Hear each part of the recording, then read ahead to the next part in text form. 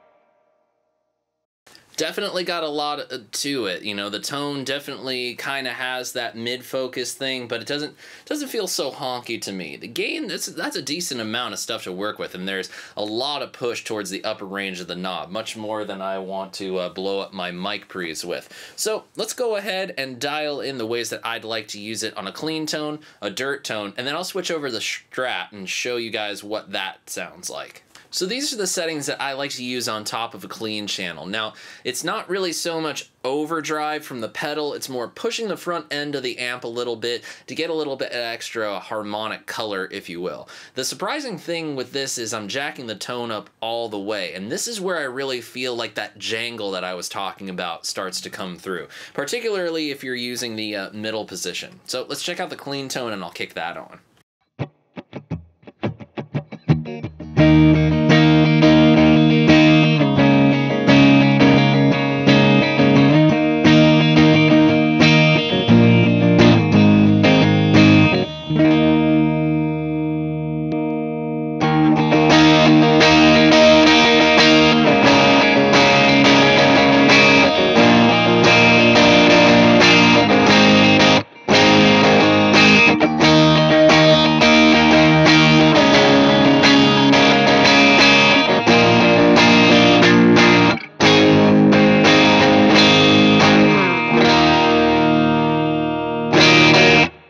kind of does that sort of low end scoop thing. So without it, it gets pretty big and pretty woofy. If we put it on, kind of tames some of those lows, so that's one of the things that I think a lot of people don't really understand about like a TS style overdrive, is that low end scoop actually, or that cut, really helps out in terms of making the guitar sit more appropriately in the mix of a live band or a recording, because those frequencies towards the low end spectrum of a guitar start to get into the range of the bass guitar. I know that might seem silly, but when you have too much crossover frequency and you emphasize too much, the low end starts to get really mushy. So it's best to just let the bass player, if they're good enough to do something, just let them do it.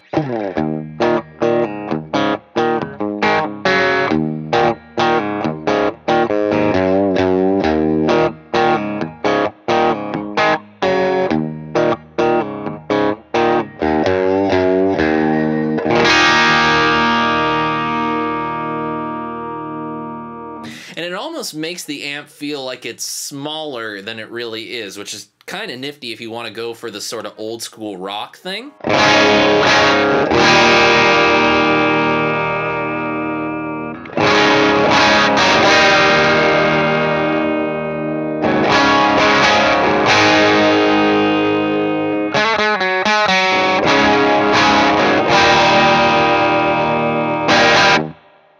Yeah, definitely has that kind of small vintage amp kind of vibe. But we can kind of get some of that low end back by pushing the output a little bit too. So if you want to do something to make your lead lines a little fatter.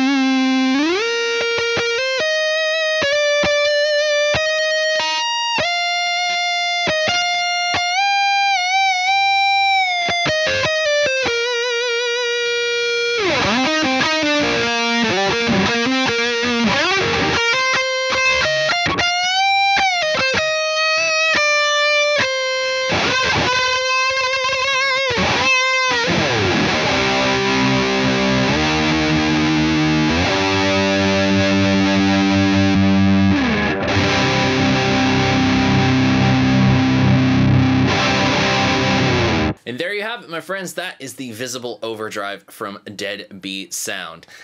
Again, A+ on the looks of this thing. It is totally cool. The sounds, I dig it. I really think it's a cool overdrive. Maybe it sounds like a lot of other things out there to all of you out there. And I've definitely heard some overdrives that are definitely in that vein. It definitely fits into the TS style overdrive camp. But hey, you know what? The fact of the matter is there needs to be different price points in the market for people to be able to afford these things. I mean, we can't, after all own Stevie Ray Vaughan's $8,000 tube screamer. You know? Some of us only got 80 bucks to spend. Some of us only have $100 to spend. Maybe some of us only have $20 to spend. That's just the fact of the matter. We need these different price points in the market, and we need good stuff at each price point in order to make that work. And you know what? this is definitely a good one, and I certainly enjoyed checking it out. I'm even considering throwing it into my rig for a little while and seeing how I can get the most out of it within the context of the music that I make. But hey, that's just my opinion, and I want to know what you guys thought of the Visible Overdrive. Let me know your thoughts in the comment section below, and please help support the channel by buying some merch today. You can find the link to the merch store in the description below. And be sure you click the floating subscribe bubble because you don't want to miss next week's episode of Stompbox Saturday. Thank you all so much for joining me. I always appreciate having you. And until next time, my friends, I'm SeanPierceJohnson, and I wish you all great tone and happy stomping. Cheers.